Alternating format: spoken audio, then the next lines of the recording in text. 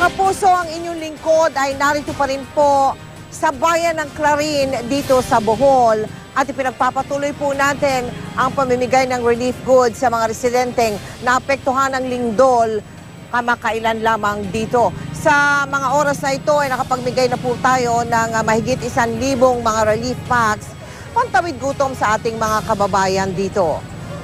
Kami po ay nagpapasalamat sa ating mga kapulisan dito sa Bohol sa talagang napakalaking tulong na kanila ibinigay sa atin. At syempre gayon din sa ating Philippine Army Reserve dito sa Bohol na patuloy po nakaagapay sa atin para maging maayos ang ating mga relief operations. Sa araw na ito, ako po ay nagkaroon ng pagkakataon para maglipot-lipot dito po sa mga bayan ng Sagbayan. Kung inyo maalala, yan po ang sentro ng lindol. At gayon din, ako po ay nakapaglibot din sa bayan ng Carmen. Ngayon nandito tayo sa Clarin. Kitang-kita po ng aking dalawang mata. Talaga pong napakalawak ng pinsala ng lindol dito sa Bohol. 17 bayan sa lalawigan ang apektado ng lindol. Narito po ang report.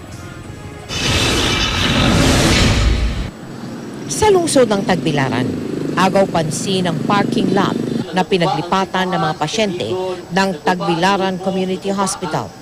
Napinsala kasi ang 2 gusali ng ospital at dahil dito, ang mga pasyente ng ospital nagtitiis muna sa parking lot. Isa sa kanila, ang 17 taong gulang na si Senisa Barbanida na nagtamo ng sugat sa kamay at paa dahil sa pagguho ng unang palapag ng kanilang nirerentahang bahay.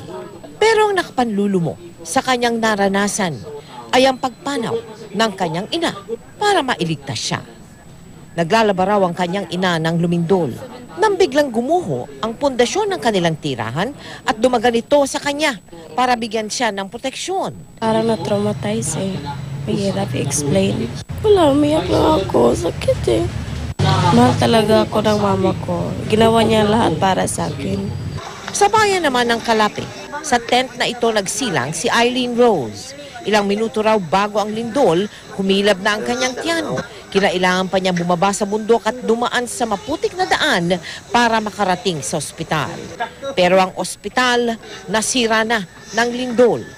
Ang mga pasyente sa loob ng ospital, kasama ang kanilang mga bagong silang na anak, nananatili ngayon sa tent ng ospital. Dahil maraming nasirang kalsada, pahirapan ang transportasyon ngayon sa iba't ibang bahagi ng Bohol. Isa ang Abatan Bridge na daanan patungong Maribohok para sa mga napinsala. Isang pansamantalang footbridge ang ikinabit doon ngayon.